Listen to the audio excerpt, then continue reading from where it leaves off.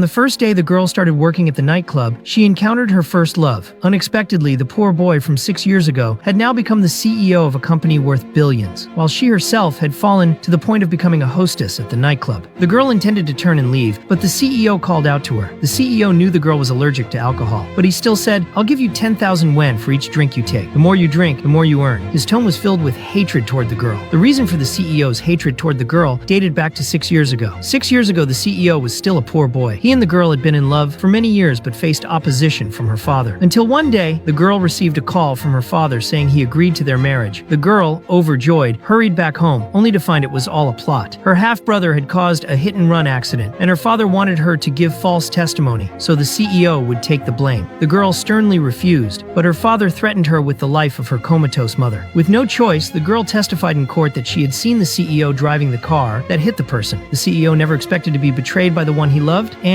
was sentenced to 3 years for involuntary manslaughter. Seeing his lover before him, the boy's love turned to hate. But the man didn't know that the girl was also forced into this, and that she was already pregnant with his child at that time. 6 years later, the girl lost her job and had to raise her daughter with a heart condition all on her own. To raise money for her daughter's surgery, the girl reluctantly started working at the nightclub. She never expected to meet the CEO on her first day. The CEO deeply resented the girl, believing that she had betrayed him for money back then. So today, he decided to humiliate her with money. Facing the CEO's humiliation, the girl could only hold back her tears and silently bent down to pick up the money scattered on the floor. But when the CEO saw that she was still wearing the necklace he had given her, his heart couldn't help but tremble. Yet he coldly said that the necklace was an eyesore, shouted, "Get out," and drove the girl away. Back home, the girl could only numb herself with alcohol. She hoped that by letting the CEO humiliate her, he might reduce his hatred toward her. Just then, she heard her daughter's faint moaning. The girl pushed open her daughter's bedroom door and found that her daughter was having another heart attack. The girl quickly took her daughter to the hospital,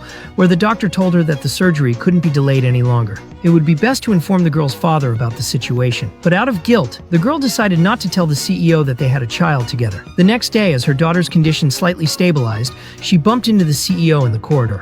It turned out that the CEO's father was also ill and receiving treatment at the same hospital. The CEO was there to visit his father. Looking at the girl's innocent face, the CEO felt an inexplicable sense of familiarity, as if she resembled him in some way. Just as his subordinates were about to chase her away, the CEO uncharacteristically squatted down and gently spoke to the girl. At that moment, the girl returned to the hospital room and realized her daughter was missing, and she turned to search for her in a panic. The daughter told the CEO that, although her father had passed away, her mother only loved her father and missed him so much that she named her Xiangzi, longing for love. After hearing this, the CEO sighed, saying that someone who is devoted is rare. He couldn't help but think of the girl, and the daughter, trying to introduce a beautiful woman to the CEO, asked for his contact information. Worried that her mother might not find her, she hurriedly said goodbye to the CEO and ran off. Watching the girl's back as she left, the CEO regretted his relationship with the girl. If the girl hadn't betrayed him, they could have had a child this big by now. Suddenly, a familiar voice pulled him back from his thoughts. An unexpected figure appeared in the corridor.